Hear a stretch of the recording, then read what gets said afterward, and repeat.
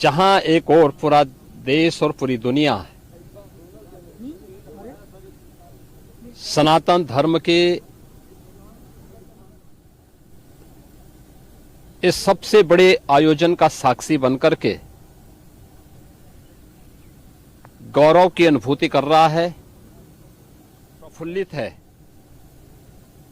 वहीं दूसरी ओर सनातन धर्म के खिलाफ सपारी लेकर के षड्यंत्र करने वाले तत्वों के द्वारा लगातार शरारत पे शरारत करते हुए झूठ के नित नए प्रतिमान भी गढ़े जा रहे हैं।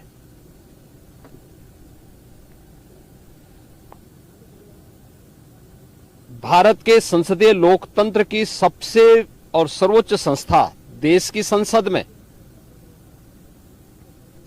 कांग्रेस से मल्लिकार्जुन खड़गे और समाजवादी पार्टी के अध्यक्ष श्री अखिलेश यादव का वक्तव्य सबका ध्यान आकर्षित करता है। ये दोनों वक्तव्य न केवल इनके सनातन धर्म विरोधी चरित्र को उजागर कराता है, बल्कि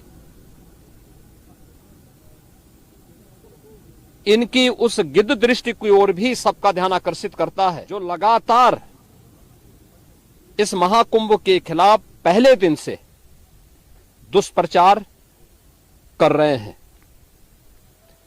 इनका यह बयान न केवल सनातन धर्म पर प्रहार है, बल्कि निंदनीय भी है और शर्मनाक भी।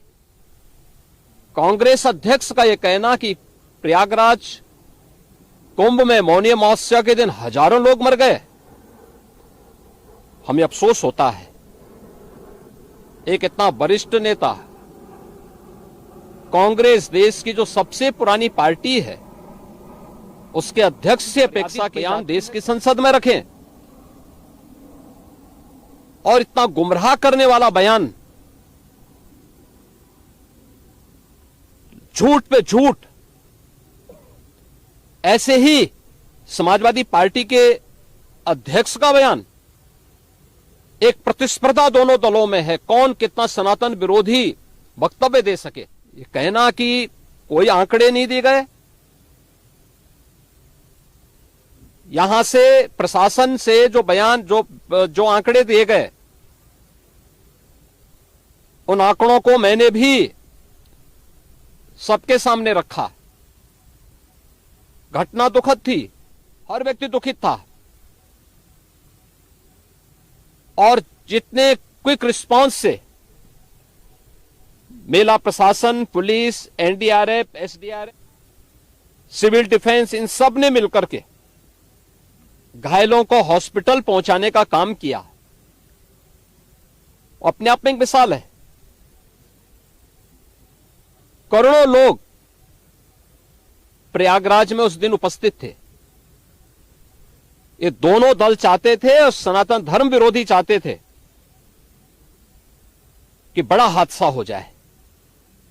हमारी पहली प्राथमिकता थी कि किसी भी स्थिति में इसको हम जीरो हादसे तक लेके जाएं, लेकिन दुर्भाग्यपूर्ण तरीके से घटना घटित हुई।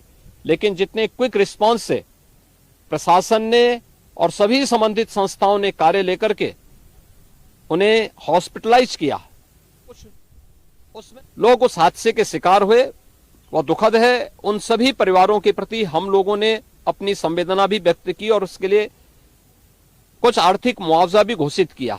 यद्यपि किसी व्यक्ति की कमी मुआवजे से नहीं हो सकती, लेकिन तब भी हम लोगों ने एक प्रयास किया, घायलों का प्रॉपर उपचार कराया।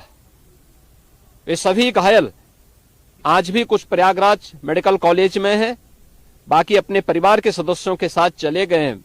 मैंने भी, मेरे साथ मेरे मंत्रियों ने भी, प्रशासन ने भी, प्रदेश के मुख्य सचिव ने भी, प्रदेश के डीजीपी ने भी उन सभी लोगों से मुलाकात की थी। और मैं तो देखकर बहुत चौंक था कि जो लोग प्रयागराज मेडिकल कॉलेज में भर्ती थे, जब मेरी उनसे बातचीत हो रही थी तो उनमें से सभी लोग ये कहा उनके द्वारा कहा जा रहा साहब व्यवस्था में खामी नहीं, लेकिन हमारी किस्मत है या फिर ऐसी स्थिति पैदा हुई और उनके सभी पहलुओं को लेकर के सरकार भी जांच करा रही है और उसके लिए एक न्यायिक कमीशन भी हमने तत्काल गठित किया। लेकिन हमारी पहली प्राथमिकता थी कि जो ये लगभग 8 से 9 करोड़ लोग प्रयागराज में उपस्थित हैं, इन्हें सुरक्षित उनके घरों के लिए वापस भेजना। इन दोनों दलों और सनातन धर्म विरोधी उन सभी लोगों के वक्तव्य, जो लोग ये गुमराह करने वाले वक्तव्य दे रहे हैं कि लाखों लोगों ने स्नान नहीं किया, सरासर गुमराह करने वाला है। ये वक्तव्य देना कि कोई अमृत स्नान या साय स्नान नहीं हुआ, ये भी गुमराह करने वाला वक्तव्य है और सनातन धर्म की अवमानना ही नहीं, बदनाम करने की साजिश का एक हिस्सा है। कोई परंपरा बाधित नहीं हुई। मौनी अमावस्या का स्नान पहले दिन सायकाल 7:30 बजे और अगले दिन पूरे दिन भर देर सायकाल तक मौनी अमावस्या का मुहूर्त था। स्वाभाविक रूप से अखाड़ों ने हादसे के तत्काल बाद मेला प्राधिकरण के साथ बातचीत करके अपने स्नान को स्थगित किया था कुछ देर के लिए, और फिर जब मेरी उनसे बातचीत हुई दोपहर के बाद सभी अखाड़े और पूज्य संतजन, आचार्य महामंडलेश्वर, वे इस स्नान का हिस्सा बने और से सभी स्नान भी हुए। इस महाकुंभ में 3 अमृत स्नान थे, मकर संक्रांति, मौनी अमावस्या और बसंत पंचमी। इन तीनों में अमृत स्नान हुए जिसमें सभी अखाड़े भागीदार बने। पौष पूर्णिमा से आयोजन प्रारंभ हुआ। समाजवादी पार्टी के अध्यक्ष का यह वक्तव्य भी कि सरकार ने 100 करोड़ की घोषणा की थी, मुझे लगता है कि उनको बयान थोड़ा पढ़ना चाहिए। ये लोग 12 बजे सो करके उठने वाले लोग हैं। कार्यालय स्टाफ जिस प्रकार का इन्हें नोट बना करके देता है, ये उस प्रकार का वक्तव्य बना करके सामने प्रस्तुत करते हैं और फिर उसके अनुसार उसको लीडर के रूप में नहीं बल्कि एक रीडर के रूप में सबके सामने को पढ़ करके अपनी जगहसाई करते हैं और राजनेताओं की भी जगहसाई करते हैं।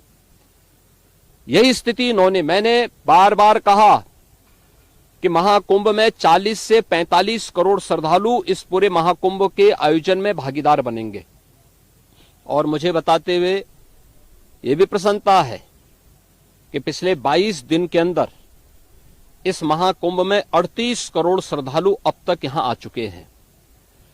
अगले 22-23 दिन तक यह आयोजन और चलेगा। भी श्रद्धालुओं के आने की पूरी वो है। आज भी आप देख रहे होंगे, कल बसंत पंचमी अंतिम अमृत स्नान संपन्न हुआ।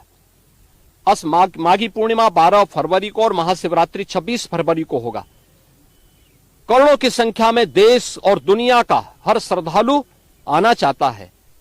आज भूटान के महामहिम नरेश ने भी यहां पर अपने देश के तमाम लोगों के साथ में इस आयोजन में, वैसे पूरी दुनिया आ रही है, लेकिन इन दलों ने जिन्होंने सनातन धर्म के खिलाफ सफारी लेकर के एक षड्यंत्र करने में लिप्त हैं, इनका षड्यंत्र कामयाब नहीं होगा। 29 जनवरी के हादसे की तह में हम लोग जाएंगे, षड्यंत्रकारियों को बेनकाब करेंगे और उन्हें सजा कैसे दिलाई जाती है। आपने उत्तर प्रदेश के अंदर पिछले 8 वर्ष के अंदर देखा होगा, आगे भी आप इसको देखते रहिए।